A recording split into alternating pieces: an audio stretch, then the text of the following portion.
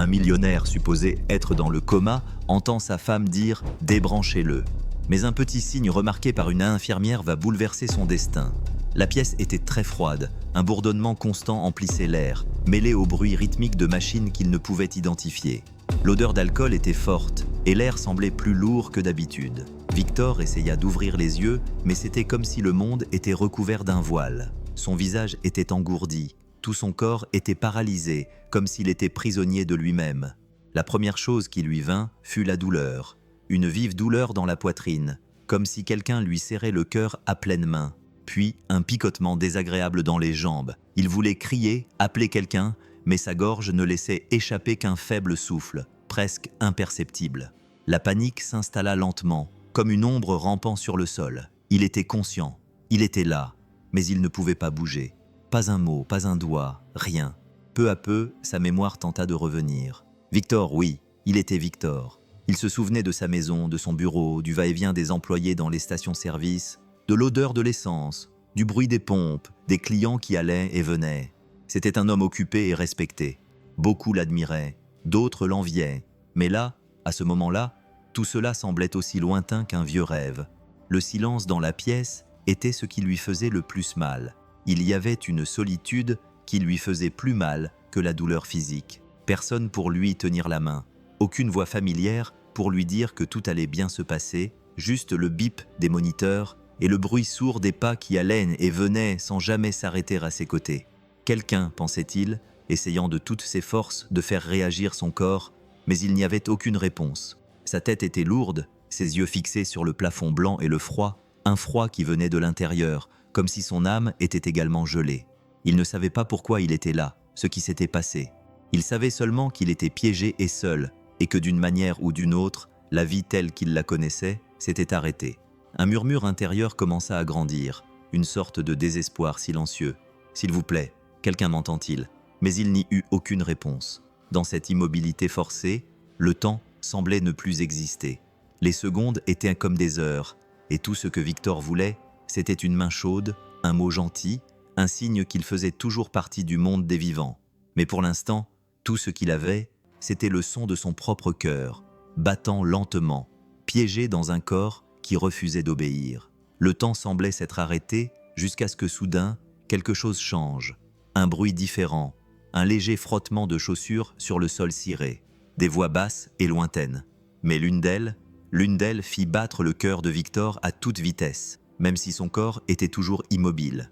Il connaissait cette voix, il connaissait chaque tonalité, chaque pause. C'était la voix de Victoria, sa femme. À l'intérieur, il tremblait.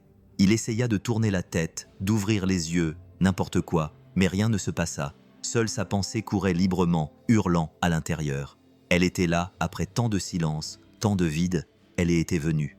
Une étrange chaleur envahit sa poitrine, un mélange de soulagement et de peur. Victoria entra à pas lents, comme si elle ne voulait pas attirer l'attention. Elle semblait parler au téléphone.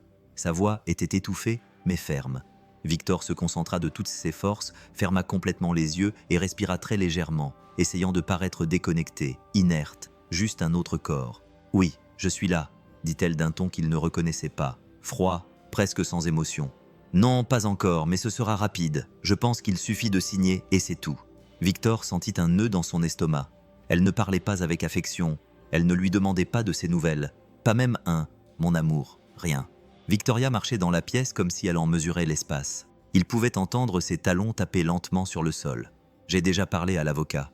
Le reste n'est qu'une question de temps. Les papiers sont prêts. Il ne reste plus que l'autorisation finale des médecins. Une pause. Oui, tout sera à nous. Il n'est plus vraiment là, il ne fait que prendre de la place. Un poids mort dans ce lit. » Les mots tombèrent comme des pierres en lui. La tête de Victor semblait tourner. Ce n'était pas la femme qu'il avait aimée. Ce n'était pas la Victoria dont il se souvenait, avec laquelle il avait partagé tant de projets. Que se passait-il? Il resta immobile, faisant semblant de ne pas écouter, mais entendant chaque mot comme des aiguilles qui lui transperçaient le cœur. Pendant quelques secondes, tout fut silencieux. Victor entendit le bruit d'une chaise qu'on traînait. Elle s'assit à côté de lui. Sa respiration était calme, presque indifférente. Elle soupira. « Si seulement tu savais à quel point tout cela était fatigant, » dit-elle d'une voix épuisée. « Maintenant, tout cela va prendre fin, et je vais pouvoir mener la vie que je mérite. » Victor, immobile, ressentit un mélange de colère, de tristesse et de surprise. Des larmes commencèrent à se former, mais il s'efforça de ne pas les laisser couler. Il avait besoin de comprendre davantage. Il avait besoin d'entendre tout, mais surtout, il avait besoin de faire semblant, car maintenant, il savait. Quelque chose de très grave était en train de se passer, et il était piégé dans son propre corps, écoutant tout, seul et incapable de faire quoi que ce soit. Sa voix remplit à nouveau la pièce, cette fois plus froide, plus distante. Victor écoutait attentivement, prisonnier de ce corps inerte, le cœur battant trop vite pour quelqu'un dans le coma. Elle se leva à nouveau. Il pouvait l'entendre marcher dans la pièce. Le talon fin claquait sur le sol, comme si chaque pas qu'elle faisait enfonçait plus profondément une douleur qu'il ne pouvait même pas expliquer. « Tu ne comprends pas », dit-elle avec impatience. Sa signature est surtout « J'ai juste besoin du rapport confirmant qu'il n'y a pas de retour en arrière possible. Il n'est pas encore prêt. Je ne peux rien vous transférer pour l'instant. » Elle s'arrêta près de la fenêtre. On entendait les oiseaux chanter. « Bien sûr que j'ai déjà parlé à l'avocat. Je viens de vous le dire. Vous ne m'écoutez pas. J'ai les papiers. Il ne reste plus qu'à remplir les formalités administratives de l'hôpital, et c'est tout. Le reste n'est qu'une question de temps. » La voix de l'homme n'était pas audible à l'autre bout du fil, mais elle répondit comme si elle avait déjà tout sous contrôle. « J'en ai assez. J'ai passé des années de ma vie à attendre que cet homme meure. Et maintenant, regardez-le, ce n'est plus qu'un corps. » Elle rit sèchement, sans aucune humeur. Maintenant, il n'est plus qu'une nuisance. Quand tout cela sera terminé, tout sera à nous. Tout l'Empire, toutes les stations. Tu verras, tu vas devenir millionnaire. Victor avait l'impression que le monde avait basculé. Une nuisance. Ce mot résonnait cruellement dans sa tête. Il se demandait comment elle pouvait dire cela, comment elle pouvait le regarder, même s'il était inconscient, et dire qu'il n'était qu'un fardeau. Elle n'a pas pleuré, elle ne lui a pas tenu la main, elle n'a pas dit qu'il lui manquait, juste des affaires, de l'ambition, de la froideur. J'en ai assez supporté. Maintenant, c'est à mon tour de profiter, dit-elle, presque dans un murmure. Le silence qui suivit était plus lourd que n'importe quel mot. Victoria raccrocha le téléphone et resta là quelques secondes à le regarder. Victor hurlait à l'intérieur, mais à l'extérieur, rien. Pas même un clignement des yeux. Pour elle, il n'était qu'un corps immobile, un obstacle.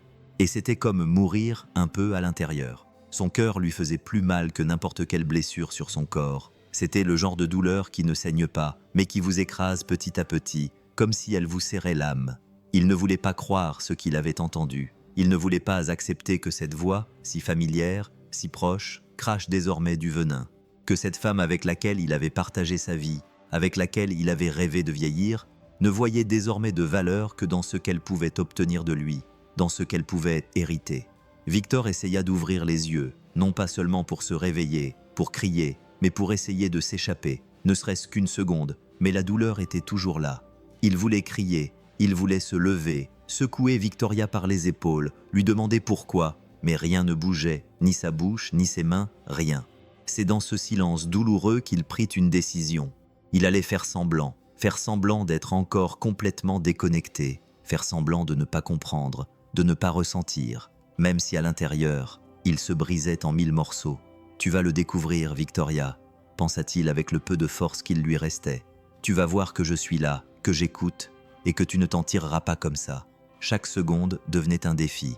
Il devait rester calme, ne pas réagir. Même si, à l'intérieur, il avait envie d'exploser, il savait qu'il était en position de faiblesse, piégé, mais il était toujours Victor, et il n'allait pas laisser les choses se terminer ainsi. La douleur partageait désormais l'espace avec un nouveau sentiment, un mélange de déception et de résistance, une envie de se battre, même s'il ne pouvait pas bouger le petit doigt, un espoir silencieux, s'accrochant au peu qui lui restait.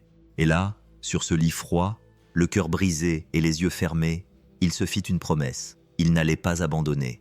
Pas encore. Pas pour elle. L'esprit de Victor était lourd mais vivant, et c'est alors que cela se produisit. Dans ce silence rempli de douleur, il commença à se souvenir des mois précédents. Il se souvenait parfaitement de ce jour-là. C'était un après-midi ordinaire. Ils étaient chez eux, en train de boire un café sur la terrasse.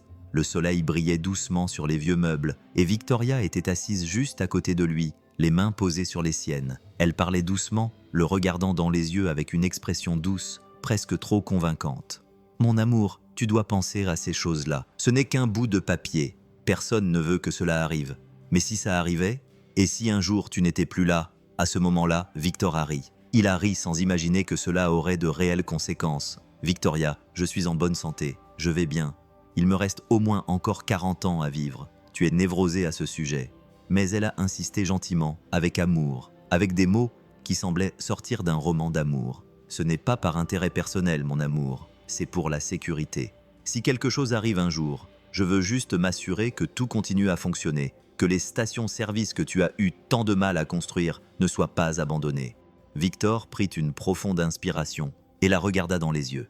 Il se souvint du temps où ils avaient commencé ensemble, où il n'avait rien, où il vendait de l'essence à la sueur de son front et où elle l'aidait à tenir les comptes. Toute cette histoire semblait être un véritable amour. « D'accord, » dit-il, mi-amusé, mi-résigné. « Mais tu es sûr de toi ?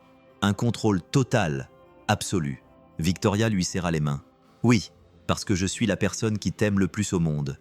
Je ne ferai jamais rien qui ne soit pas pour ton bien. » Ces mots restèrent gravés dans sa mémoire comme s'ils avaient été écrits avec du feu.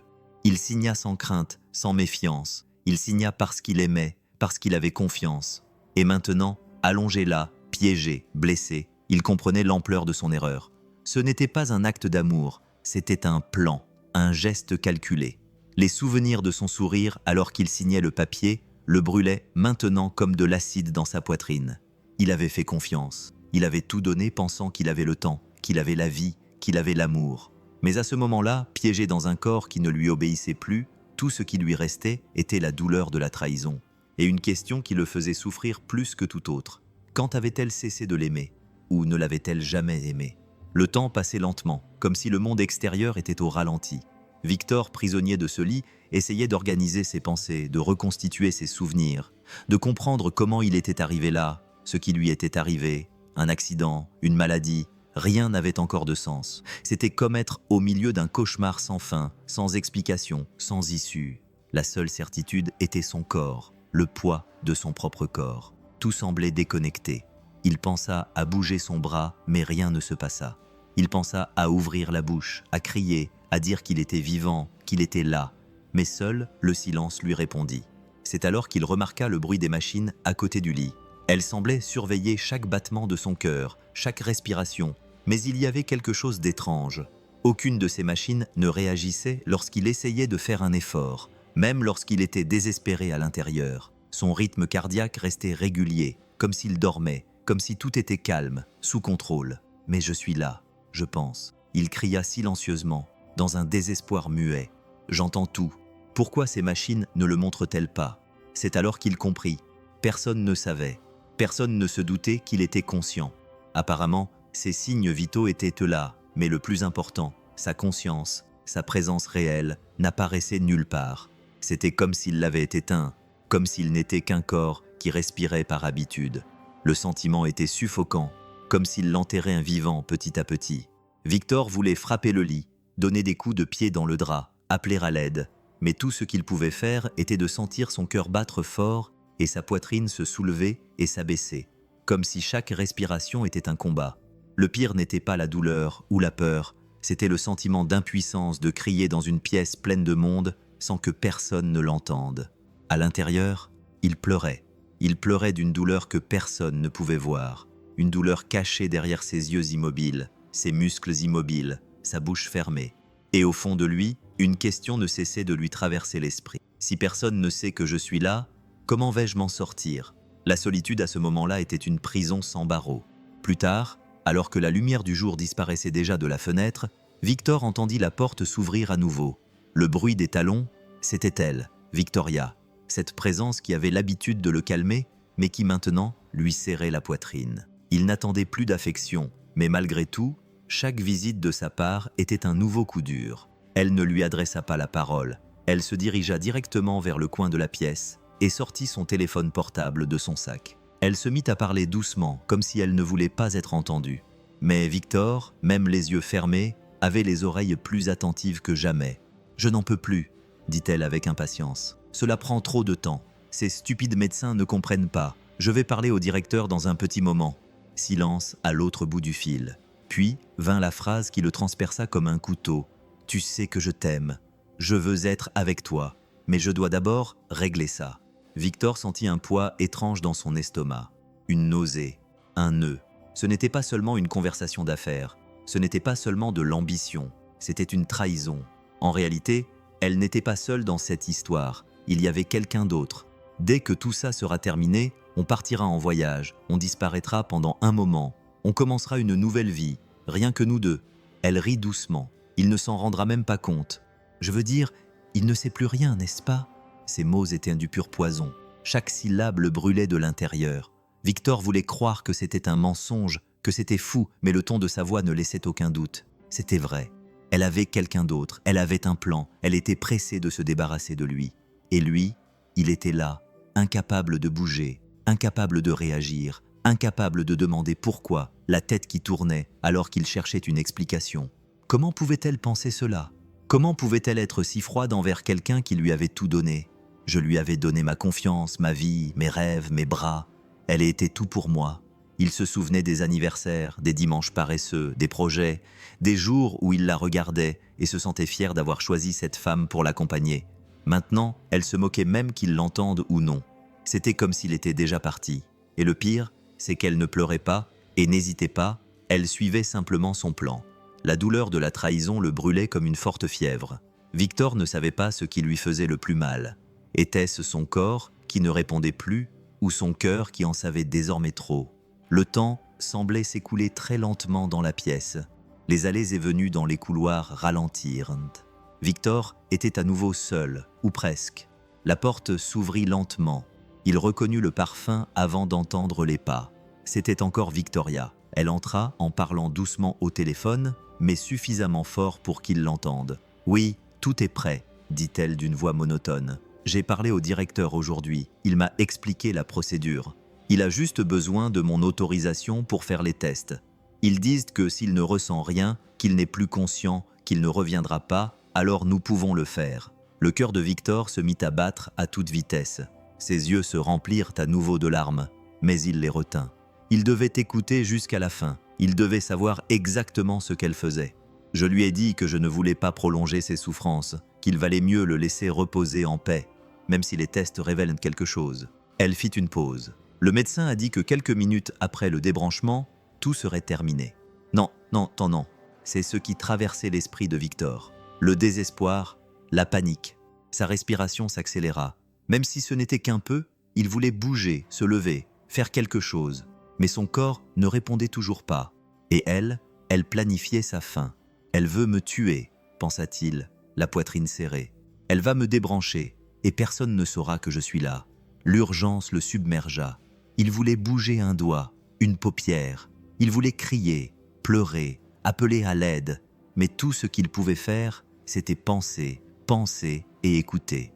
Victoria raccrocha le téléphone et resta silencieuse pendant quelques secondes. Puis elle s'approcha du lit. Il sentait sa présence à proximité, mais il n'entendait aucun mot, seulement le silence, un silence froid et calculé. Puis elle partit comme si c'était un jour comme les autres. Victor se retrouva à nouveau seul, mais cette fois avec une nouvelle peur. Une peur réelle qui se mesurait en jours, voire en heures. Il sentait que le temps lui était compté. Je dois réagir. Je dois montrer que je suis là, que je suis vivant, que je veux vivre. S'il te plaît, mon Dieu, aide-moi. Mais comment? Comment échapper à un corps qui ne m'obéit pas?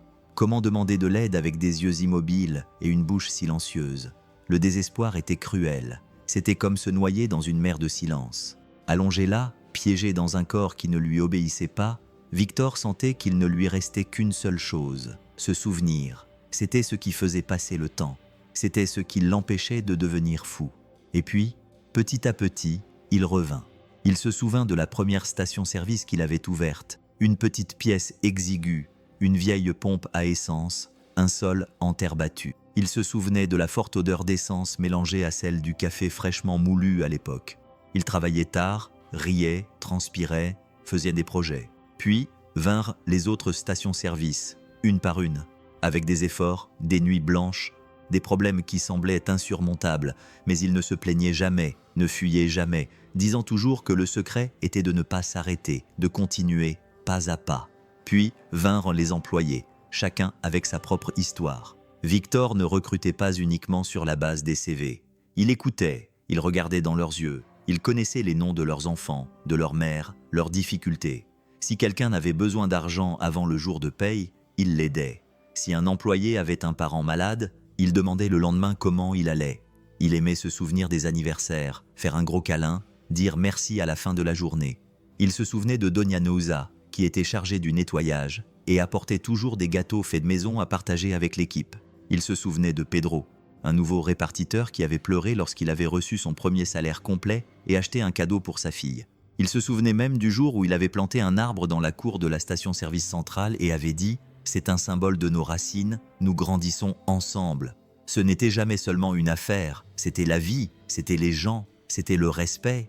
Victor a toujours cru qu'une station-service était plus qu'un simple distributeur d'essence. C'était un lieu de rencontre, un lieu où l'on pouvait discuter, s'entraider, avoir de l'espoir. On y vendait plus que du carburant, on y vendait de la dignité. Et maintenant, allongé dans ce lit froid, il sentait tout cela battre en lui. Il ne s'agissait pas seulement de perdre l'entreprise, il s'agissait de voir tout cela terni. Il s'agissait des visages qui lui faisaient confiance, des mains qui serraient les siennes en signe de gratitude, des voix qui disaient « Merci patron d'avoir cru en moi ». Victor pleurait intérieurement, non pas pour les pertes matérielles, mais pour tout ce qu'il avait construit avec tant d'amour et qui était désormais menacé entre de mauvaises mains. Et même s'il ne pouvait bouger aucun muscle, il se jura que s'il revenait, s'il en avait l'occasion, il ferait tout pour eux, pour la famille qu'il avait construite, non pas avec du sang, mais avec du respect et de l'humanité. Au milieu de ses souvenirs, un visage, un nom, lui revinrent, Carmen. Cela lui apparut comme un souffle chaud au milieu du froid. Ce souvenir ne datait pas d'aujourd'hui, mais d'il y a plusieurs années.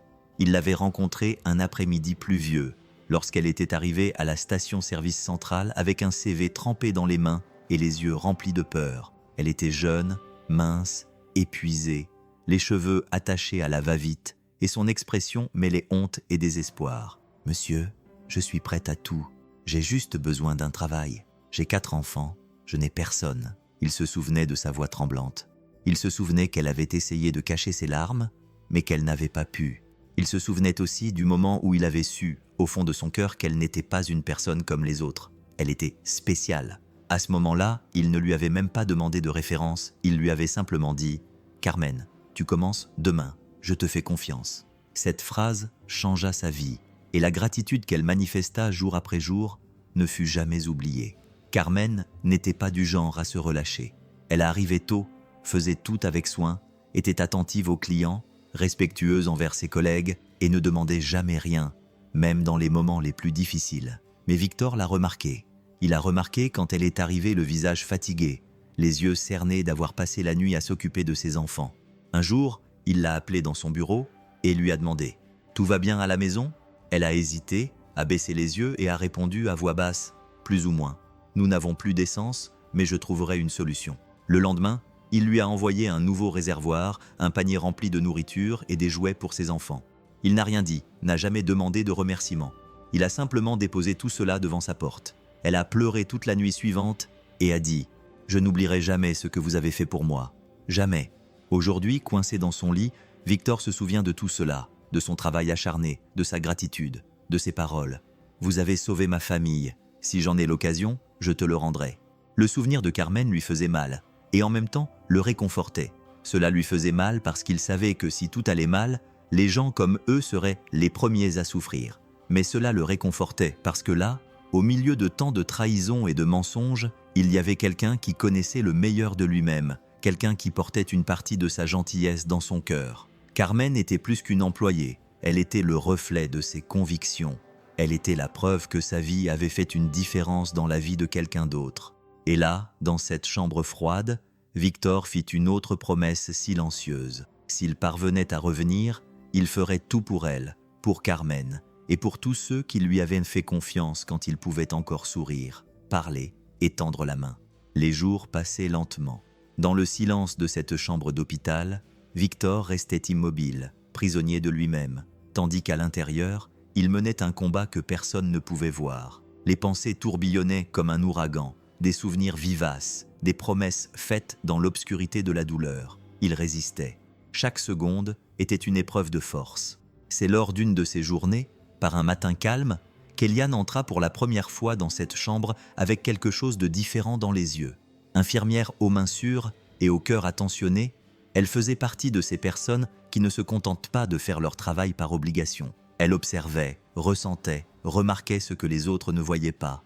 Victor ne pouvait l'expliquer, mais il sentait que quelque chose avait changé dans l'atmosphère depuis son arrivée. C'était comme si sa présence apportait un peu de chaleur, même si la pièce était si froide. Elle s'approcha du lit en silence, vérifia l'équipement, ajusta soigneusement le drap, puis s'arrêta. Elle regarda son visage quelques secondes de plus que d'habitude. « Monsieur Victor », dit-elle doucement, comme si elle s'adressait à quelqu'un qui pouvait l'entendre. « Si vous êtes là, sachez que vous êtes en sécurité. Je suis là. » Oui, à ce moment-là, quelque chose bougea en lui, une chaleur différente. C'était la première fois depuis des jours que quelqu'un lui parlait comme s'il était encore vraiment vivant. Non seulement il respirait, mais Eliane resta immobile pendant quelques secondes supplémentaires. Puis le premier signe apparut, petit, presque invisible, mais elle le vit. Sa respiration sembla changer de rythme pendant une seconde. C'était très léger, mais elle le remarqua. « Hé !» murmura-t-elle. « Peut-être que je vois des choses. » Elle s'approcha, regarda de plus près et parla à nouveau. « Si vous comprenez ce que je dis, essayez de me le montrer. Clignez des yeux, faites quelque chose, n'importe quoi, rien. Du moins, rien dont elle puisse être sûre. Mais il y avait quelque chose dans l'air, une tension, une présence. » Eliane quitta la pièce, pensive. Quelque chose bougeait en elle. Tout au long de son service, elle revint plusieurs fois, observant, parlant doucement, posant des questions, attendant. Ce soir-là, en rédigeant ses rapports, elle nota quelque chose de différent. La patiente montre de subtils signes de conscience. Je suggère une attention particulière et une observation continue. Elle n'en parla à personne, sauf à des médecins de confiance. Mais au fond d'elle-même, elle savait déjà. Cet homme n'était pas aussi loin qu'il semblait l'être, et Victor, bien qu'il ne puisse l'exprimer, le sentait. Pour la première fois depuis longtemps, quelqu'un remarquait son existence, et cela, même si ce n'était qu'un peu, alluma une petite flamme qui s'était presque éteinte dans sa poitrine. C'était un après-midi tranquille, un de ceux où le temps semble s'être arrêté, qu'Eliane entra dans la chambre avec un sentiment fort dans sa poitrine. Depuis des jours, elle accordait plus d'attention à Victor que ne l'exigeait le protocole. Mais ce jour-là, il y avait quelque chose de différent dans l'air, une tension, comme si la pièce voulait dire quelque chose. Elle s'approcha du lit, comme toujours, lentement, calmement, respectant son silence. Elle redressa les draps, vérifia l'équipement, puis toucha doucement son bras. C'est alors qu'elle le remarqua. Un léger mouvement, presque invisible, de son doigt le fit froncer les sourcils. Était-ce possible ? Elle le toucha à nouveau, un peu plus fermement, et il y eut à nouveau un petit mouvement si discret que n'importe qui d'autre l'aurait ignoré. Mais Eliane n'était pas n'importe qui. Non seulement elle le vit, mais elle le sentit. Son cœur se mit à battre rapidement, mais elle resta calme. Elle prit une profonde inspiration, s'approcha et parla d'une voix calme. « Victor, si tu es là, essaie de bouger à nouveau. Je suis là. Oui, et oui, je t'ai vu. L'autre jour, je pensais que j'étais folle, mais maintenant, je suis sûre de t'avoir vu. » Elle attendit quelques secondes. Puis, un autre signe, un léger tremblement au coin de ses lèvres, minime, presque imperceptible, mais pour elle, c'était tout. Eliane réprima son excitation. Elle ne pouvait pas se laisser emporter. Non, elle devait encore s'assurer, observer davantage. Mais au fond d'elle-même, elle savait déjà. Cet homme n'était pas perdu. Il essayait de revenir. Et maintenant, elle en était certaine. Elle nota tout, mais ne l'enregistra pas dans le système principal. Elle conserva ses notes dans son carnet. Ce n'était pas de la négligence, c'était de l'instinct, car quelque chose en elle lui disait « Ce n'est pas le moment d'en parler à quelqu'un, pas encore. » Et surtout, ce n'était pas le moment de le dire à Victoria. Eliane avait déjà croisé Victoria à plusieurs reprises. Elle avait remarqué son comportement, son regard vide, sa précipitation, sa froideur, et plus d'une fois, elle avait entendu des choses étranges dans les couloirs, des choses qui ne correspondaient pas à l'attitude d'une épouse attentionnée. Seule dans la pièce avec Victor, Eliane parla doucement, comme si elle confiait un secret. « Je ne vais pas lui dire. Non, je ne lui fais pas encore confiance. Mais tu peux me faire confiance. » Elle lui prit doucement la main et dit « Allons-y doucement. Un jour à la fois. Je t'aiderai, je te le promets. » Et là, à ce moment précis, sans que personne d'autre ne le sache, quelque chose d'étrange naquit. Une alliance silencieuse entre deux inconnus. Un homme prisonnier d'un corps qui ne répondait plus, et une femme qui avait décidé d'écouter ce que personne d'autre ne voulait voir. À partir de ce jour, tout changea, du moins à l'intérieur de cette chambre. À l'extérieur, la vie continuait comme d'habitude. Les médecins couraient dans tous les sens, les couloirs étaient en froid, les pas allaient et venaient. Mais là, entre ces quatre murs, Eliane commença quelque chose de différent, quelque chose qui ne figurait pas dans les manuels d'infirmière, mais qui venait du cœur. Le lendemain, elle est arrivée plus tôt. Elle tenait un petit carnet dans ses mains et un stylo dans sa poche, mais le plus important se trouvait dans ses yeux, la détermination. Elle s'est approchée du lit, a souri légèrement et a parlé comme si elle saluait un vieil ami. « Bonjour Victor, as-tu bien dormi ? J'espère. Aujourd'hui, nous allons parler un peu plus. » Oui, elle savait qu'il n'allait pas répondre avec des mots. Pas encore, mais elle attendait un signe, un clignement des yeux, un doigt qui bougeait légèrement. Et quand cela se produisait, même si c'était presque invisible, elle souriait comme si on lui avait fait un cadeau. « C'est ça, tu vois, je savais que tu étais là. » Eliane a commencé à faire cela tous les jours. Elle a créé une routine rien que pour eux deux. Elle mettait de la musique douce sur son téléphone portable, des morceaux calmes, instrumentaux, et le laissait près du lit. Parfois, elle lisait à haute voix des extraits du journal. D'autres fois, elle parlait de sa vie, de choses simples, de la façon dont s'était déroulée sa journée de travail, d'un rêve amusant qu'elle avait fait, d'un gâteau que sa mère avait l'habitude de faire quand elle était enfant. Mais elle parlait aussi sérieusement. « Je sais que ce n'est pas facile. J'imagine à quel point tu te sens désespéré, mais je suis là et je ne vais pas t'abandonner. Oui, n'y pense même pas, nous allons traverser cette épreuve ensemble. » Pendant les procédures, elle parlait calmement, expliquant tout ce qu'elle allait faire comme s'il l'écoutait. Et il l'écoutait. Victor ressentait chaque mot comme s'il s'agissait de mains qui lui serraient les siennes. Lorsque le moniteur indiquait un changement, un rythme cardiaque légèrement plus rapide lorsqu'elle parlait, une respiration différente lorsqu'elle racontait quelque chose d'excitant, elle notait tout et souriait. « Je le connais mieux que beaucoup de gens qui viennent ici juste pour signer des papiers. Tu es fort, et j'y crois de tout mon cœur. » Parfois, elle restait silencieuse, s'asseyait à côté du lit, lui tenait la main et était simplement là, car elle savait que même s'il n'y avait pas de mots, parfois, le simple fait d'être là était le meilleur remède. Et les jours passaient ainsi. Eliane était devenue plus qu'une infirmière. Elle était une compagnie, un point d'ancrage. Elle était le seul pont entre le monde fermé de Victor et l'espoir de revivre un jour. Les mots d'Eliane n'étaient pas que des sons. Ils étaient un réconfort, un remède, tout ce que Victor avait. C'était étrange. Avant, Victor essayait de bouger son corps par désespoir, mais maintenant, il le faisait pour elle, parce qu'il voulait qu'elle sache qu'elle avait raison de croire en lui, parce qu'il ne voulait pas décevoir la seule personne qui voyait encore de la vie en lui. Et c'est ainsi qu'il a commencé à essayer, pour de vrai. Avec toute la force qu'il pouvait rassembler, il s'est concentré pour bouger ses doigts. D'abord ceux de sa main droite, puis ceux de sa main gauche. De petits spasmes, rien de très visible, mais il savait que chacun d'entre eux était une victoire. La nuit, quand Eliane était partie, il se souvenait de ses paroles et les répétait dans sa tête. « Je crois en toi, Victor. » Et cette phrase lui donnait de la force. Il essayait de bouger ses pieds, d'étirer ses doigts. Il sentait une brûlure dans ses muscles, une résistance qui lui faisait mal. Mais maintenant, c'était différent. Ça faisait mal, et c'était bien, car ressentir la douleur signifiait qu'il était vivant. Un matin, une larme coula sur son visage. Elle était due à l'épuisement, mais aussi à la gratitude. Pour la première fois depuis que tout avait commencé, il ressentait un véritable espoir. Non pas parce que son corps allait mieux, mais parce que quelqu'un, quelque part, lui donnait envie de revenir avec tout, de revenir à lui-même, de revenir au monde. Et au fond de son cœur, il se dit que si elle y croyait, alors lui aussi pouvait y croire. C'était peu, mais c'était tout. À la fin d'une matinée chaude, la porte de la chambre s'ouvrit avec plus de force que d'habitude. Eliane, qui changeait les draps du lit de Victor, se retourna rapidement. Victoria se précipita, ses talons claquant fermement sur le sol et son visage sévère plein d'impatience. « Je dois parler au médecin de toute urgence », dit-elle, sans même regarder Victor, comme s'il faisait partie du mobilier.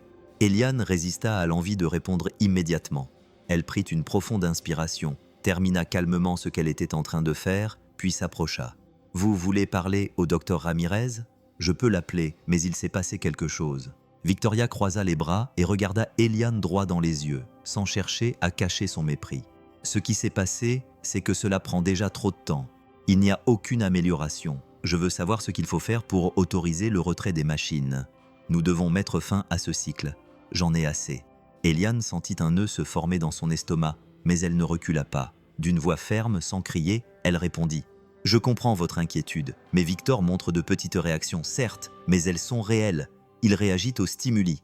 Victoria rit d'un air moqueur, ne cachant pas son impatience. Des réactions? Quel genre de réactions? Il parle, il marche.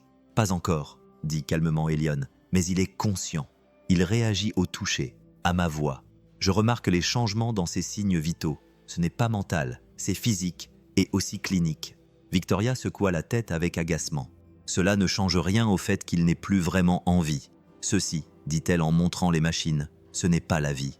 Cela ne fait que maintenir un corps en vie, et je ne vais pas attendre éternellement. Eliane fit un pas en avant. Il la regarda fermement, mais avec respect, avec tout le respect qui lui était dû. Ce qui se passe ici n'est pas visible pour tout le monde. Mais moi, je le vois, je le sens. Victor se bat, il essaie de revenir. Il entend, il ressent, et plus que cela, il veut vivre.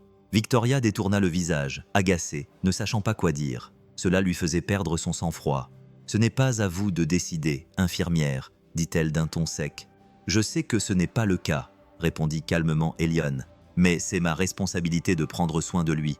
Et tant qu'il y a un signe d'espoir, je vais défendre ce droit. Sa vie compte, et il mérite ce temps. » Le silence dans la pièce devint pesant. Pendant quelques secondes, seul le bruit des machines se fit entendre. Victoria se retourna et partit sans dire un mot. Ses pas rapides disparurent dans le couloir. Eliane resta immobile, le cœur battant. Puis elle se tourna vers Victor et dit doucement, les yeux remplis de larmes. « Nous avons réussi, Victor. Encore un peu de temps. Maintenant, c'est ton tour, et je sais que tu vas continuer à te battre, parce que je ne te quitterai jamais. » Les jours se succédaient dans une routine calme mais animée. Dans cette chambre froide, il y avait quelque chose que personne d'autre ne pouvait voir. Un lien se créait, même sans parole. Eliane continuait d'arriver tôt et de partir tard. Elle s'occupait de Victor avec une tendresse que seule une personne qui ressent vraiment les choses peut offrir. Et c'est grâce aux conversations qu'elle engageait, sans attendre de réponse, qu'il apprit à connaître cette femme à la voix ferme et aux mains douces. « Tu sais, Victor, j'ai failli devenir médecin. Je l'étais, dit-elle un jour, en changeant soigneusement les bandages. J'étais en 3e année d'université. C'était mon rêve. Depuis que j'étais petite, je disais que je porterais une blouse blanche. » Elle eut un petit rire quelque peu nostalgique. « Mais la vie, la vie prend tant de tournants, n'est-ce pas? Mon père est tombé malade. Ma mère ne pouvait plus tout gérer, nous n'avions presque plus rien. Alors j'ai tout laissé derrière moi. J'ai accepté le premier emploi que j'ai trouvé à l'hôpital et je ne suis jamais revenu en arrière. » Victor écoutait chaque mot comme s'il s'agissait de lettres qu'il ouvrait. Il en apprenait un peu plus sur elle chaque jour, et cela apportait de la couleur à des moments qui étaient auparavant gris. « Je ne l'ai jamais regretté, vous savez, » dit-elle un après-midi en ajustant la couverture. « Parce que prendre soin des autres, même sans diplôme, c'est toujours de la médecine. De la médecine pour l'âme. Peut-être. » Elle parlait simplement, mais avec une étincelle que Victor pouvait sentir même les yeux fermés. C'était comme si chacune de ces phrases recousait un petit morceau de ce qui était brisé en lui. Un autre jour, tout en lui massant les mains avec de l'huile, elle lui dit « J'ai 3 petits frères. Je les ai pratiquement élevés comme leur mère. Ma mère avait des problèmes de santé et mon père est parti pour toujours. Alors, vous comprenez?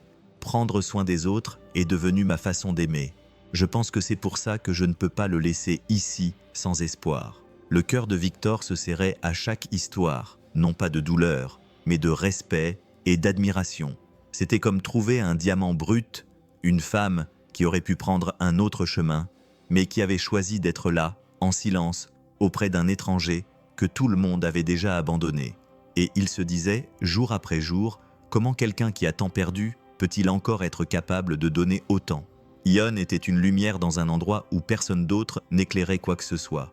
Et à chaque histoire qu'elle racontait, à chaque détail de la vie difficile qu'elle avait affrontée avec courage et douceur, Victor avait une raison de plus de continuer à se battre, car désormais, il ne se battait plus seulement pour lui-même, il se battait aussi pour elle. Les semaines passaient lentement, presque immobiles, mais à l'intérieur de cette pièce, quelque chose était en train de changer.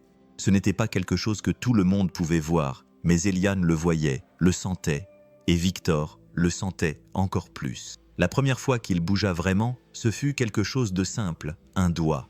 L'index de sa main droite bougea un peu, presque rien, mais cela suffit à faire battre son cœur plus fort. C'était comme si, après des jours passés prisonniers dans l'obscurité, une lueur de lumière s'était ouverte. Eliane était en train d'écrire quelque chose lorsqu'elle le vit.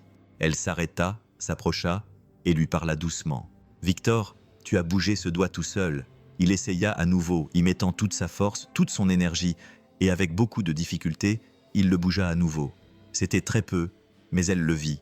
Et lorsqu'elle le vit, elle sourit. « C'est ça, je le savais, tu reviens. » À partir de ce moment, chaque jour fut consacré à l'entraînement. Eliane inventa de petits exercices, toucha sa main et dit « Si tu comprends, essaie de bouger ton doigt à nouveau. » Il essaya. Parfois il y parvenait, parfois non, mais il n'arrêta jamais d'essayer.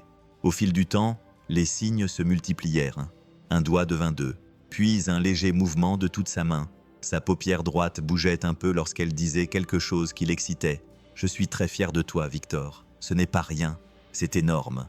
Tu te bats comme un guerrier, Dieu est merveilleux. » Victor sentait l'excitation monter en lui. Chaque progrès était une victoire dont eux seuls connaissaient la valeur. Un muscle qui répondait, un nouveau geste, un sourcil qui se levait légèrement. Cela semblait être des détails insignifiants, mais c'étaient des miracles. Certains jours, il se sentait frustré. Il y avait des moments où son corps lâchait et où la peur revenait. Mais il suffisait qu'Eliane entre et dise d'un ton calme « Ça va, un pas à la fois.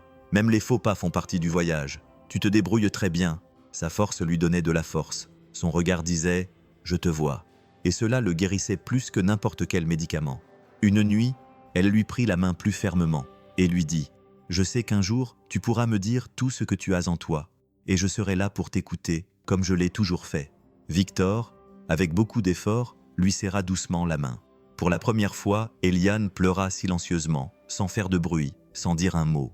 Dans cette chambre, loin du bruit du monde, une façon de communiquer naquit à travers des gestes, des regards et la foi. Un lien invisible entre deux cœurs qui choisirent de croire, même si personne d'autre ne le faisait. L'atmosphère à l'hôpital commença à se tendre à nouveau. Victoria apparut sans prévenir, le visage grave et le regard impatient. Elle se rendit directement dans la zone médicale, comme si elle avait déjà pris sa décision. Elle ne demanda pas de nouvelles de Victor et ne voulut connaître aucun détail. Elle voulait une décision. Elle voulait que cela cesse. « J'ai attendu trop longtemps. Mon avocat va poursuivre cet hôpital en justice, » dit-elle au docteur Ramirez d'une voix ferme, presque froide. « La situation est la même depuis des semaines. Il est inutile de poursuivre ses soins. Il ne reviendra pas. Vous ne faites que prolonger quelque chose qui n'a pas d'issue.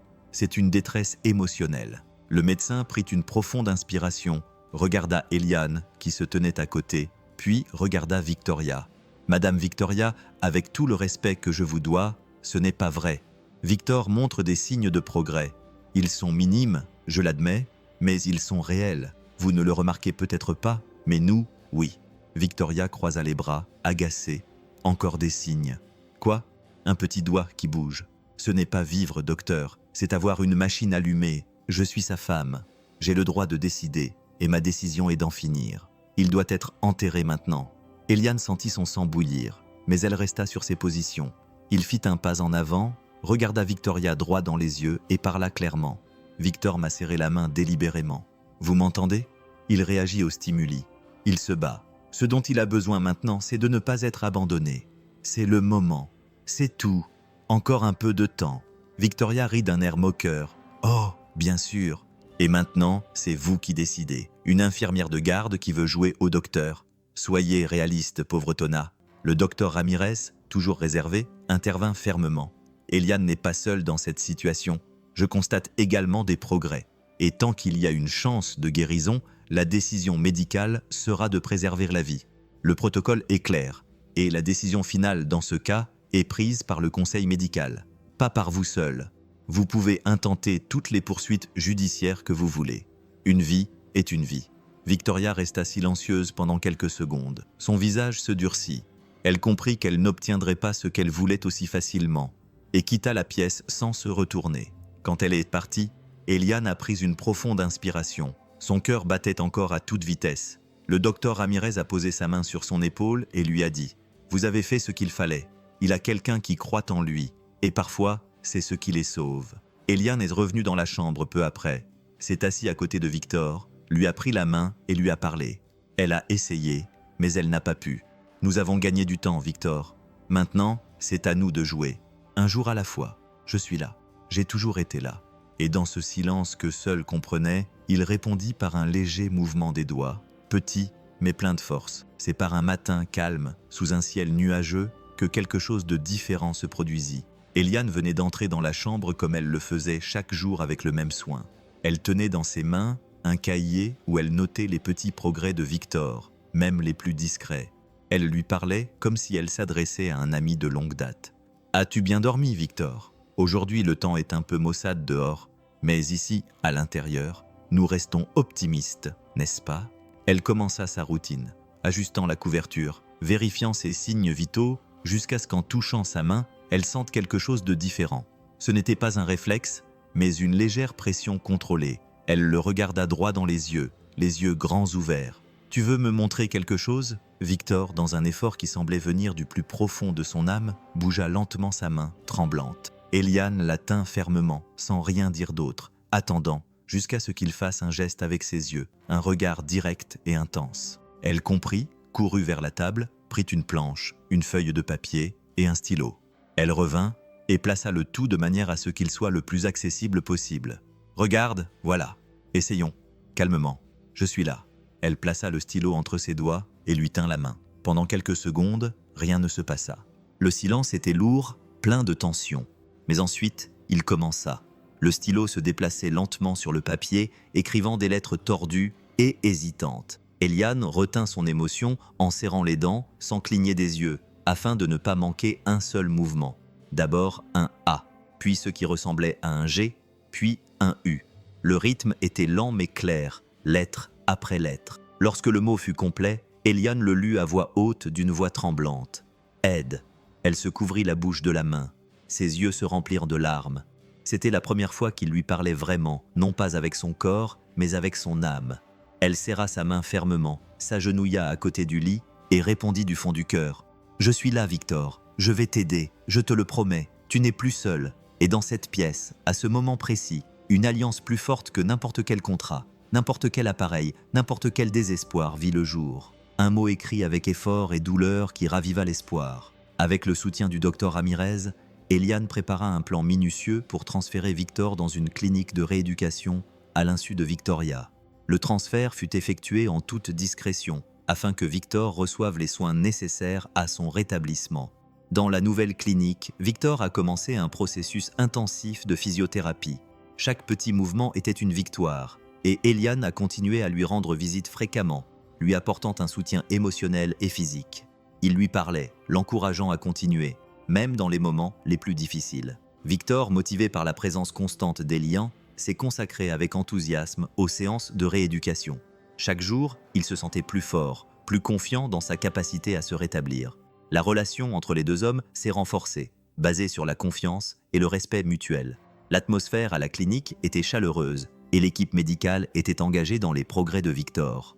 Au fil du temps, il a commencé à retrouver des mouvements plus complexes et sa capacité à communiquer s'est progressivement améliorée.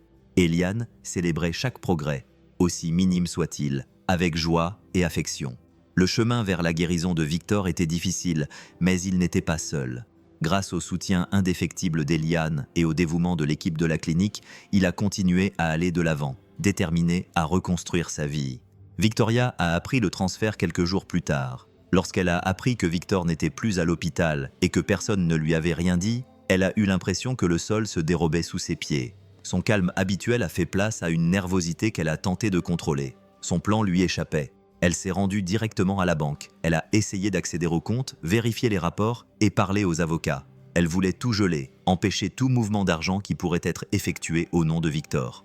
Elle s'est exprimée avec une colère contenue. « Je suis son épouse légitime. Je veux que les fonds soient immédiatement gelés. Rien ne se fait sans mon autorisation. » Mais la réponse fut sèche et directe. « Madame Victoria, les documents ont récemment été modifiés. Le contrôle temporaire des fonds est protégé par une mesure médicale légale basée sur le rapport du docteur Ramirez. » Elle ne comprit pas tout de suite et resta silencieuse, les yeux fixés sur le téléphone. Puis, elle appela le cabinet du médecin pour exiger une explication. « Comment ça, vous avez autorisé cela ?»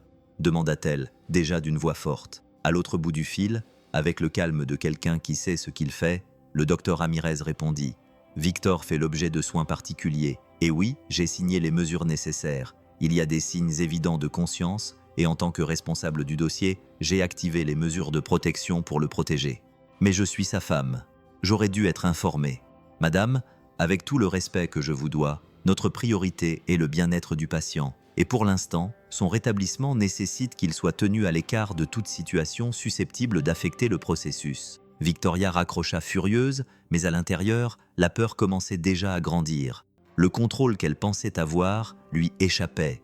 Les portes se fermaient les unes après les autres, et pire encore, personne ne semblait plus la croire. Pendant ce temps, ailleurs, loin de toute cette froideur, Victor avançait, à chaque fois avec un nouveau mouvement, un pied, une jambe, un bras, protégé, toujours silencieux, mais libéré de ceux qui n'avaient jamais voulu ce qu'il y avait de mieux pour lui. Et au fond d'elle-même, Victoria commençait à réaliser que l'histoire n'allait pas se terminer comme elle l'avait prévu. Le jour arriva enfin. Après des mois de lutte, d'efforts et de dévouement, Victor était debout. Il avait encore besoin de béquilles pour se déplacer, mais son corps réagissait déjà avec plus de force. Grâce à la kinésithérapie et, surtout, à la force qu'Eliane ne cessait de lui donner, il se sentait plus fort, non seulement physiquement, mais aussi intérieurement. Il était prêt à affronter ce qu'il avait repoussé depuis son réveil. Victoria, Eliane, étaient à ses côtés comme toujours. Êtes-vous sûr d'être prêt pour cela, monsieur Victor? C'est un grand pas, mais si vous avez besoin de quoi que ce soit, je serai là. Victor la regarda avec des yeux pleins de gratitude. Il ne pouvait toujours pas exprimer tout ce qu'il ressentait, mais les mots qui sortirent étaient simples et sincères. Merci pour tout. Je dois le faire. Je le dois. Lorsqu'il arriva à la maison qu'il avait autrefois considérée comme son foyer, Victor sentit une boule dans sa gorge. Cette maison, qui avait autrefois été un refuge, lui semblait désormais froide et vide de sens. À pas lents et réguliers, il franchit la porte d'entrée, s'aidant de ses béquilles pour garder l'équilibre. Tout était silencieux, à l'exception du bruit étouffé de papier déchiré provenant du bureau. Il suivit le bruit et lorsqu'il ouvrit la porte, il trouva Victoria agenouillée sur le sol, entourée de morceaux de papier déchirés. Elle tenait dans ses mains un document déchiré en deux. Entendant la porte s'ouvrir, elle leva les yeux et resta un instant complètement paralysée. Ses yeux s'écarquillèrent lorsqu'elle vit Victor debout devant elle, la regardant avec une expression mêlant douleur et détermination. « Victor, dit-elle, essayant de cacher sa peur, que fais-tu ici? Tu ne devrais pas être à l'hôpital ?» Il ne répondit pas tout de suite, se contentant de la regarder, essayant de comprendre ce qui se passait devant lui. Après quelques secondes, sa voix finit par sortir, ferme, mais pleine d'émotion. « Que fais-tu, Victoria? Qu'est-ce que c'est que ces papiers ?» Victoria essaya de se relever rapidement, jetant les morceaux de papier de côté. « Ce n'est rien, juste de vieux documents qui ne servent plus à rien. Je faisais du rangement. » Victor secoua la tête, incrédule. « Ne me mens pas. J'ai déjà entendu tes conversations. Je sais ce que tu as essayé de faire. Et maintenant, en te voyant détruire ces documents, il est clair que tu essaies toujours de cacher quelque chose. » Victoria recula d'un pas, essayant de rester calme. « Victor, tu ne vas pas bien. Tout ça, tout ce rétablissement te rend confus. Je veux juste t'aider. Tu veux m'aider ?» Victor l'interrompit d'une voix plus forte. « C'est comme ça que tu m'aides. En essayant de débrancher les machines, en disant au médecin que mon cas était désespéré, et maintenant en détruisant les documents de l'entreprise que j'ai mis toute ma vie à construire. Ne me traite pas comme un idiot, Victoria. » Elle ouvrit la bouche pour répondre, mais ne put rien dire. Victor continua, les larmes aux yeux, mais d'une voix ferme. « Je t'ai fait confiance, Victoria. Je t'ai tout donné, tout ce que j'avais. Et pendant que j'étais coincé dans cette chambre, tu ne pensais qu'à profiter de la situation. N'est-ce pas, Victor ?» Elle finit par répondre d'une voix désespérée. « J'essayais juste de sauver ce qui restait. Tu ne comprends pas la pression que je subissais. »« Assez !» l'interrompit Victor en levant la main pour la faire taire. « J'ai tout entendu. Chaque mot, chaque plan. Tu m'as trahi de toutes les manières possibles. Il n'y a aucune excuse pour ce que tu as fait. » Victoria essaya de s'approcher de lui, mais Victor recula d'un pas, utilisant ses béquilles pour garder ses distances. « J'ai travaillé toute ma vie pour bâtir un héritage, pour assurer notre avenir. Et toi, tu n'as pensé qu'à tout détruire, même la confiance que j'avais en toi. » Elle se mit à pleurer, mais ses larmes ne l'émirent pas. « Victor, pardonne-moi, j'ai eu tort. Je le sais, mais j'avais peur. Je pensais que j'allais te perdre et je ne savais pas quoi faire. »« Tu ne savais pas quoi faire, » dit Victor avec un rire amer. « Alors tu as décidé de m'enterrer avant que je ne sois mort. Et tu as même eu le culot de partager tes plans avec un autre homme. » Victoria resta silencieuse, incapable de se défendre. Victor prit une profonde inspiration, conscient du poids de ses paroles. Il regarda les papiers déchirés sur le sol, puis Victoria, qui se recroquevillait désormais dans un coin du studio. « C'est fini, Victoria. Tu ne fais plus partie de ma vie et tu ne toucheras plus jamais à ce qui m'appartient. Je veillerai à ce que tu n'aies accès à rien de ce que j'ai construit. À partir de maintenant, tu es seul. » Il se retourna, ses béquilles tapant fermement sur le sol alors qu'il quittait le studio. Victoria essaya de l'appeler une fois de plus, mais il ne se retourna pas. Victor savait qu'il avait clos ce chapitre de sa vie, et même si cela lui faisait mal, il sentait qu'il avait enfin repris le contrôle. Lorsqu'il atteignit la porte de sortie, il trouva Eliane qui l'attendait. Elle le regardait avec inquiétude, mais aussi avec fierté. « Ça va ?» demanda-t-elle en lui prenant le bras pour l'aider à se stabiliser.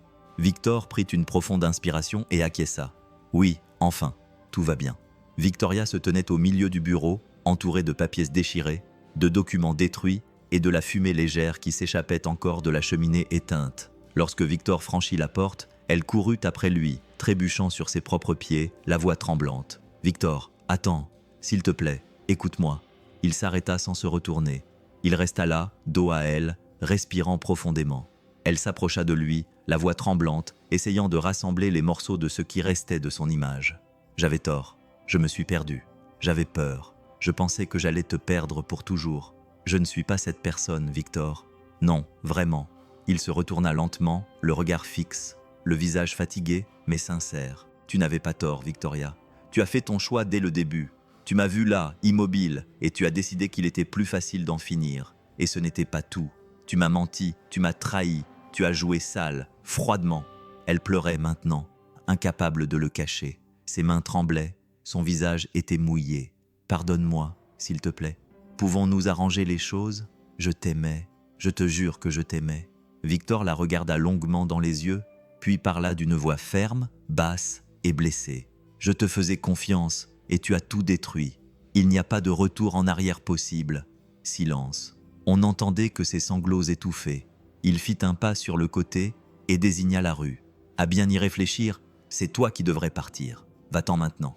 Ce n'est plus ta maison et je ne suis plus ton mari. » Elle essaya de s'approcher de lui à nouveau, mais il se détourna et se dirigea directement vers le bureau central de la maison.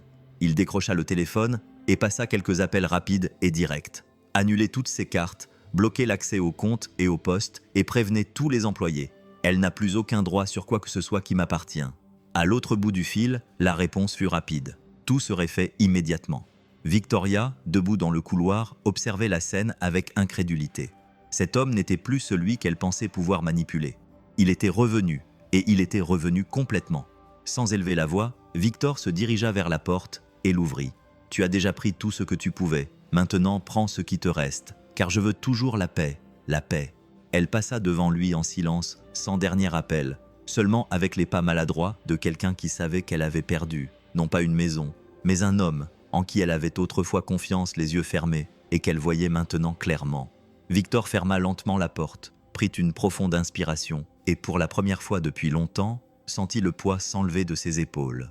Eliane attendit un moment, puis partit aussi, voulant le laisser seul dans ce moment difficile. Le soleil était haut dans le ciel lorsque Victor s'arrêta devant la gare centrale. Cet endroit était plus que du béton, des bombes et du pétrole. Il faisait partie de sa vie. Chaque brique, chaque vis, chaque arbre planté de ses propres mains, c'était là qu'il se sentait vivant. Et maintenant, après tout, il était de retour. Il était habillé simplement, sans costume, sans ressembler au propriétaire. Juste un homme qui rentrait chez lui. Il marchait lentement, ses pas encore un peu lents, mais assurés. Le bruit de ses bottes frappant le sol attira l'attention des premiers employés. L'un d'eux, José, écarquilla les yeux. Don Victor, Carmen, qui nettoyait le comptoir du magasin, leva les yeux et s'arrêta. Le chiffon tomba de sa main. « Mon Dieu !» dit-elle en courant vers lui, les larmes aux yeux. « Vous êtes de retour. » Victor sourit. C'était un sourire calme, plein de sincérité. Il serra Carmen dans ses bras. Il n'avait pas besoin de dire quoi que ce soit. L'étreinte parlait pour lui. Bientôt, d'autres employés apparurent. C'était un mélange de célébration et d'émotion, d'étreinte, de larmes, de poignées de main. Tout le monde savait ce qu'il avait traversé et tout le monde avait ressenti son absence comme s'il était un père. Au bout d'un moment, il demanda le silence et tout le monde s'arrêta pour l'écouter. « Je suis de retour, mais cette fois avec un cœur plus attentif. Beaucoup de choses ont changé, et j'ai vu de mes propres yeux qui est resté quand tout s'est effondré. Il regarda Carmen, qui avait maintenant les larmes aux yeux, mais qui gardait la poitrine ferme. « Carmen, viens ici. » Elle s'est approchée de lui, un peu timide. « Tu ne m'as jamais tourné le dos, même quand je n'étais pas là. Tu as toujours été loyal. Tu t'es toujours occupé de cela comme si c'était le tien. Je l'ai vu, et plus encore, je l'ai ressenti. » Il a sorti une enveloppe de sa poche et la lui a tendue. « Tiens, ce qui était déjà tien par mérite est désormais officiel. Tu es la nouvelle directrice générale de notre réseau de stations. » Carmen porta la main à sa bouche. Elle tremblait, pleurait, incapable de parler. « Mais Victor, toi, dit-elle fermement, parce que je te fais confiance et parce que la gratitude se montre aussi à travers les actions. » Toute la cour applaudit. C'était un moment simple mais énorme. Ce n'était pas seulement une promotion, c'était la justice, c'était la reconnaissance. Et là, sur ce sol taché d'huile et d'espoir, Victor sentit qu'il reconstruisait plus qu'une simple entreprise. Il reconstruisait une famille. Au fil du temps, la routine de Victor prit un nouveau rythme. Il n'y avait plus de précipitation, plus de vanité. Désormais, chaque geste, chaque pas avait une présence. Et à ses côtés se trouvait Eliane. Elle n'était pas seulement la femme qui avait pris soin de lui dans ses moments les plus difficiles, elle était bien plus que cela. Elle était une présence constante. Elle était la paix, là où il y avait eu auparavant de l'angoisse. Et il le savait. Sans elle, il ne serait peut-être même pas là. Du moins, pas de cette façon. Chaque jour, elle passait à la station après son service à l'hôpital. Elle arrivait avec un simple sourire, un café à la main et un regard qui disait « Je suis là ». Elle s'asseyait à côté de Victor dans le bureau. Elle lui posait des questions sur les rapports, les comptes, les projets, mais surtout, elle lui demandait comment il allait, s'il avait bien dormi, s'il avait besoin d'un câlin, même s'il ne le disait pas avec des mots. « Tu n'es pas fatigué ?»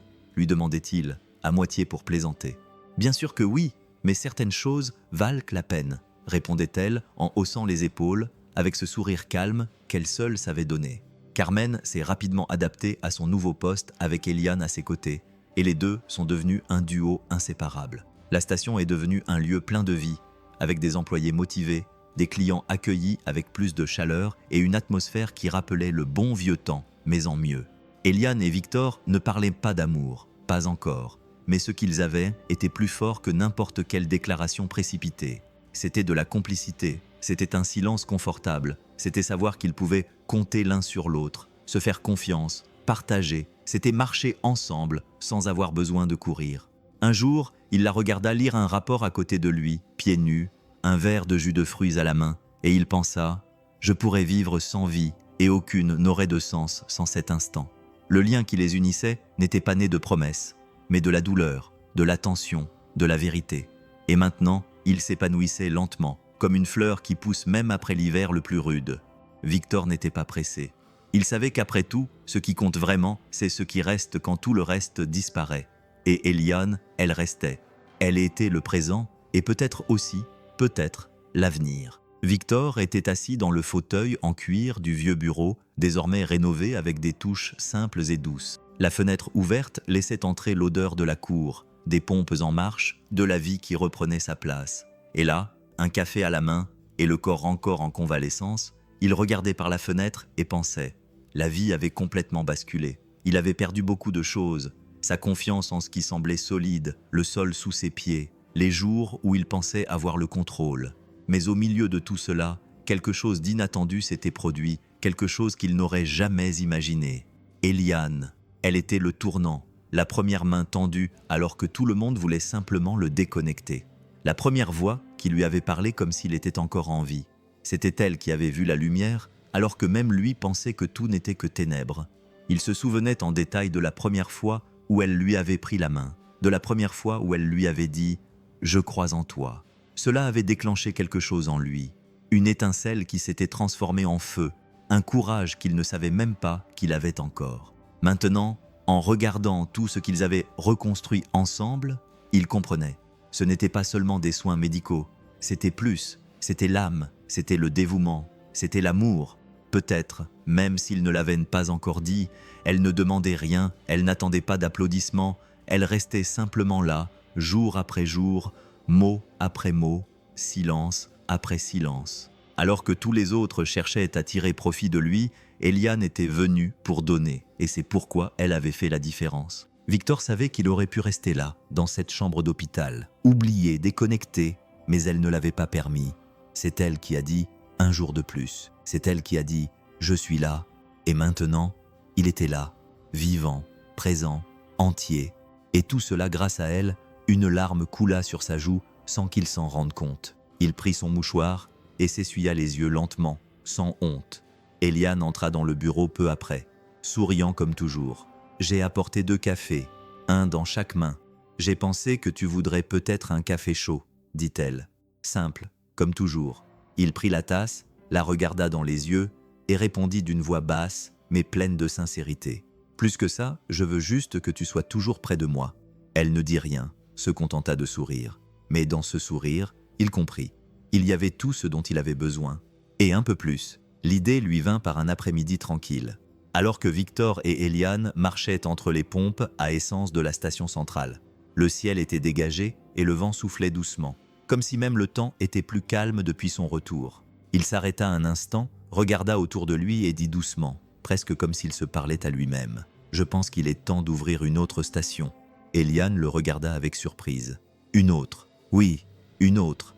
Un endroit qui ne servirait pas seulement à vendre de l'essence, mais aussi à se souvenir de ce qui compte vraiment. » Elle resta silencieuse un instant, puis sourit. Ce sourire qui précédait toujours quelque chose de beau.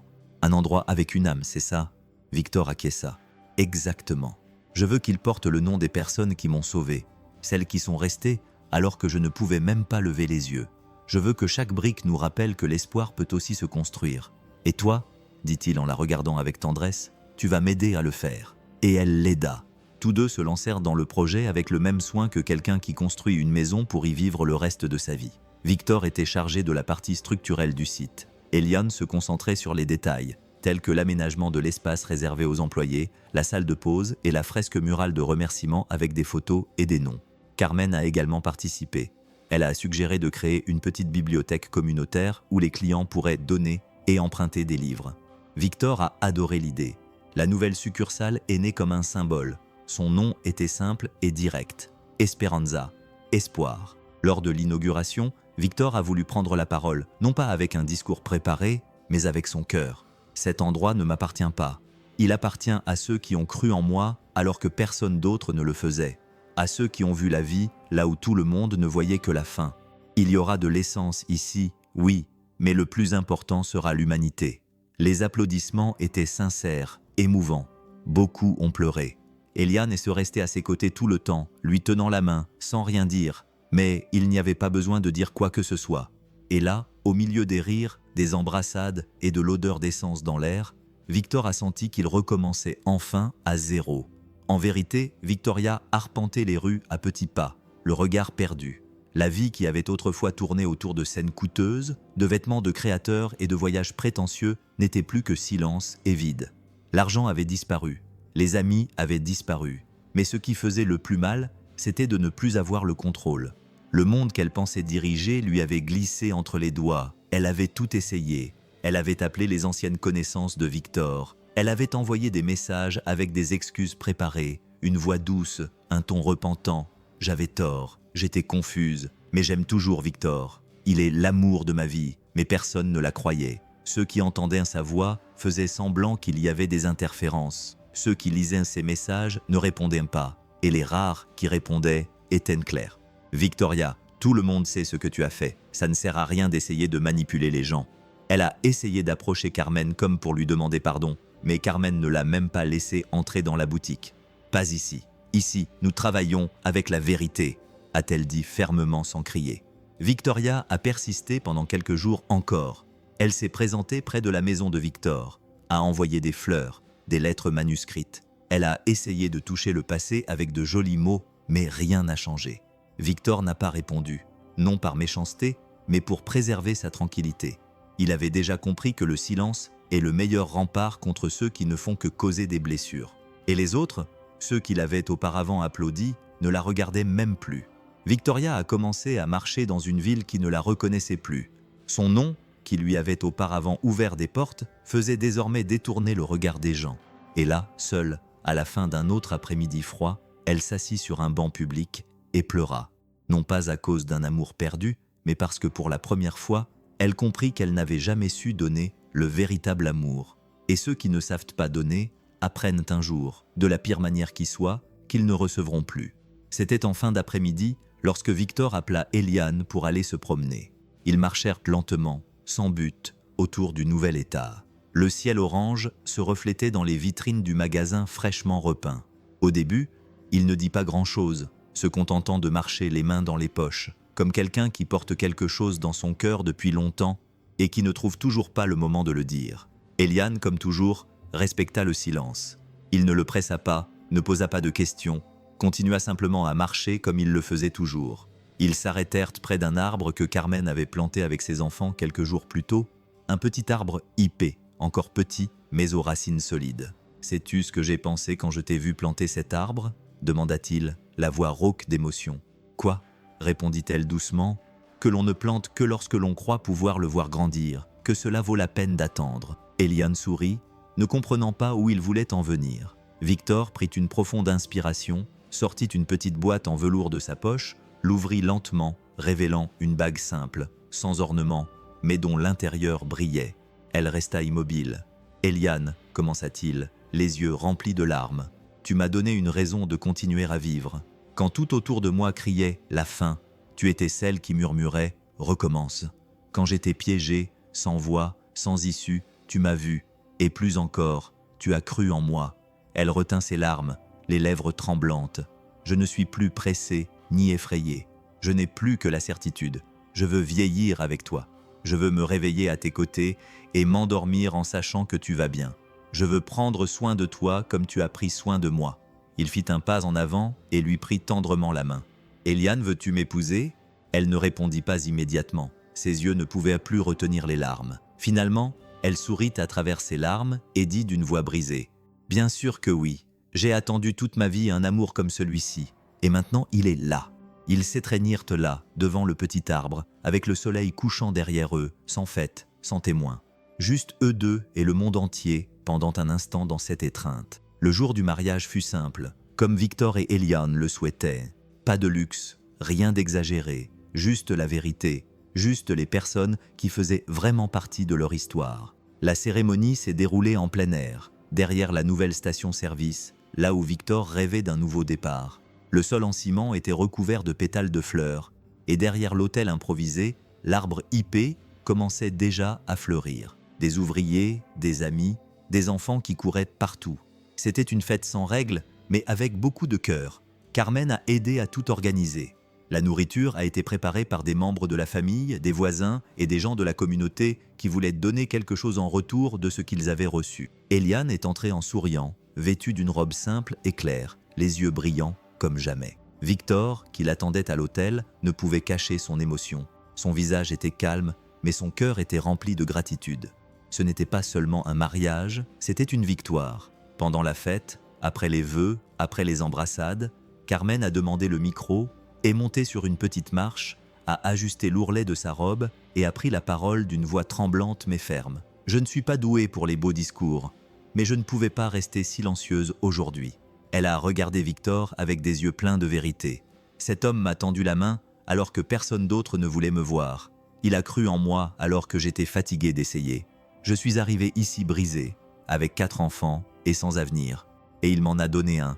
Il m'a donné de la dignité, il m'a donné du respect, il m'a donné du travail, il m'a donné la vie. Eliane a pleuré silencieusement, la main sur la poitrine, et je n'étais pas la seule. Beaucoup de gens ici aussi. Tout le monde ici a une histoire qui le concerne, et le voir maintenant, debout, heureux, épouser cette femme incroyable, Eliane, c'est comme voir la vie rendre justice sous nos yeux. Elle sourit, émue. Vous avez changé ma vie et celle de mes enfants. Aujourd'hui, ils ont de quoi manger, ils vont à l'école, ils ont un avenir, parce que tu ne nous as pas abandonnés, Eliane et moi. Elle t'a sauvé, et ensemble, vous êtes l'exemple même de ce qu'est le véritable amour. Celui qui commence par l'attention et grandit avec la foi. Les applaudissements étaient forts, les yeux remplis de larmes. Victor s'est levé, a serré Carmen dans ses bras, n'a rien dit, a juste pleuré. Et dans cette étreinte, il y avait tout. De la gratitude, de l'histoire, la promesse de continuer à être l'homme qui prend soin, qui encourage, qui aime. Au fil des mois, les stations-service ont connu une nouvelle ère. Mais cette fois-ci, Le carburant qui alimentait tout était bien plus que de l'essence. C'était la confiance, la gratitude, la force d'une histoire qui touchait chaque personne qui s'arrêtait pour faire le plein. Carmen a pris les choses en main avec une assurance que personne ne remettait en question. Elle connaissait le nom de chaque employé. Elle écoutait les idées et s'occupait des détails. Elle travaillait avec respect, avec le même soin qu'un père pour sa maison. Et l'équipe suivait son exemple, car elle ne commandait pas, elle inspirait. Eliane, désormais l'épouse de Victor, partageait le quotidien avec lui. Elle était là pour le soutenir, mais aussi pour créer. Elle réfléchissait à des améliorations, prenait des notes, aidait à mettre en place les services communautaires qu'ils avaient créés, la livraison de repas, les ateliers pour les jeunes, les campagnes de santé. La station-service n'était plus seulement une entreprise, c'était un lieu de rencontre, un lieu pour les gens. Et les clients, les clients venaient de loin. Beaucoup n'avaient même pas besoin d'essence. Ils venaient pour connaître l'histoire, pour voir de leurs propres yeux l'endroit où un homme avait vaincu la mort avec l'aide d'une femme à l'âme pure, où un employé était devenu directeur grâce à son mérite et non par chance. Ce n'est pas seulement une station-service, disait une femme qui s'y arrêtait toujours. Il y a ici quelque chose que l'on ne voit nulle part ailleurs, n'est-ce pas? Les journaux locaux ont commencé à en parler. La télévision a fait un petit reportage. Les réseaux sociaux regorgeaient de photos, de vidéos et de commentaires pleins d'émotions. Les gens disant qu'ils se sentaient partie prenante, qu'ils repartaient en croyant davantage à la vie. Et Victor observait tout cela avec un regard calme et serein. Il savait que les erreurs du passé faisaient mal, mais il savait aussi que chaque bonne décision portait désormais ses fruits. Depuis son bureau, il regardait la cour bondée et se disait « Ce n'est pas seulement vendre, c'est vivre. Et quand on vit dans la vérité, la vie nous récompense toujours. » Victor aimait se promener tôt, avant que les stations ne commencent à être animées. Le silence du matin lui procurait un calme qu'il n'avait jamais connu quand il était plus jeune. Il marchait lentement entre les voitures, encore éteintes, les uniformes suspendus, l'odeur du café commençant à embaumer l'air. Dans ces moments-là, il repensait à tout ce qu'il avait vécu, à la façon dont sa vie avait soudainement basculé, passant du statut d'homme responsable de tout un organisme à celui d'homme prisonnier d'un lit, sans voix, sans mouvement. Puis vint la trahison, la douleur la plus forte, la blessure la plus profonde. Mais là, les yeux grands ouverts, il comprit quelque chose qu'il n'avait pas vu auparavant. La vie dépend davantage des personnes que l'on choisit d'avoir à ses côtés, car en fin de compte, ce ne sont pas les choses, les titres ou les contrats qui nous font avancer. Ce sont les yeux qui vous regardent avec sincérité, les mains qui vous tiennent sans rien demander en retour, les silences qui vous enveloppent, les étreintes qui ne sont pas exigeantes. Il pensa à Eliane, il pensa à Carmen, à ses enfants, aux employés qu'il appelait patrons avec respect et affection. Il pensa à tous les visages qui étaient restés, et aussi étrange que cela puisse paraître, il pensa aussi à Victoria. Elle avait été douloureuse, mais elle avait aussi été une révélation, car c'était avec elle qu'il avait vu pour la première fois à quel point il était entouré de mensonges. Et c'était grâce à elle qu'il avait trouvé le courage de rompre avec ce qui n'était pas réel. C'était dans cette trahison que la vie s'était brisée, puis avait commencé à se reconstruire de la bonne manière. Sans elle, je ne me serais peut-être jamais arrêté pour voir ce qui compte vraiment, murmura-t-il en levant les yeux vers le ciel. Ce qui n'était autrefois qu'une ombre était désormais une leçon. Et là, debout, le cœur en paix, Victor sourit intérieurement. Il savait qu'il avait perdu beaucoup de choses, mais ce qu'il avait gagné par la suite valait plus, car désormais, il faisait des choix différents. Il choisissait avec son cœur et avec un amour véritable, celui qui vient de l'écoute attentive, du temps, qui valait tout. Vivre avec Eliane avait transformé Victor de l'intérieur. Elle avait ce don de planter une graine silencieuse et de laisser l'autre personne réaliser avec le temps qu'elle pouvait pousser. Un soir, assise dans le jardin, elle lui parla d'une mère qu'elle avait rencontrée à l'hôpital. Une femme qui dormait sur le banc en béton de la salle d'attente pendant que son fils passait des examens sans endroit où loger ni quoi manger.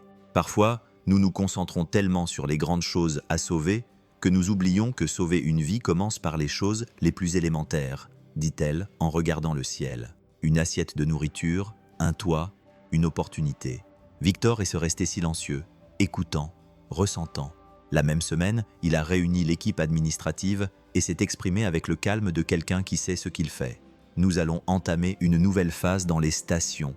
Nous allons créer un programme pour aider ceux qui sont dans le besoin. Nourriture, soutien, travail. Nous allons rendre ce que la vie nous a donné. Carmen a été émue et a été la première à soutenir l'idée, et ils se sont lancés ensemble. Ils ont aménagé un espace à l'arrière de la nouvelle station avec des douches, des repas chauds et de l'aide pour les sans-abri. Ils ont créé des bourses pour les enfants des employés. Elan a tout coordonné avec calme, cœur et attention. « Nous ne pouvons pas changer le monde entier », a-t-elle déclaré, « mais nous pouvons changer le monde de quelqu'un, et cela suffit. » Rapidement, des dons, du soutien, des bénévoles et des personnes qui auparavant passaient sans rien voir se sont arrêtés, ont regardé et ont aidé. Les clients ont apporté des vêtements, de la nourriture et des sourires. La station est devenue un refuge, un lieu d'espoir. Victor, de plus en plus impliqué, rendait visite aux familles qu'ils aidaient, apprenait leur histoire, s'asseyait pour les écouter et se reconnaissait dans chaque histoire, car il savait ce que c'était que d'avoir besoin de l'aide de quelqu'un quand tout semble perdu. Eliane avait déclenché en lui quelque chose dont il ignorait l'existence. Et maintenant, voir tant de personnes touchées donnait un sens à tout cela. Ce qui compte, disait-il en regardant autour de lui, c'est cela, c'est ce que je veux laisser derrière moi.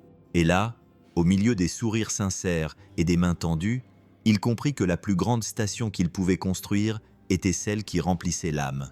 Victoria vivait désormais dans une petite chambre dans une rue quelconque de la ville. Elle n'était plus la femme qui portait des talons hauts, du maquillage coûteux et des sacs de créateur. Le miroir lui renvoyait une autre image, des yeux enfoncés, des cheveux attachés n'importe comment et un silence plus lourd que son propre corps. Elle passait ses journées à consulter les réseaux sociaux, à lire les actualités sur la station de l'Espoir, sur le travail social de Victor, sur Eliane à ses côtés, les photos des sourires des enfants pris en charge, des employés reconnaissants. Chacune de ces images était une épine dans son pied.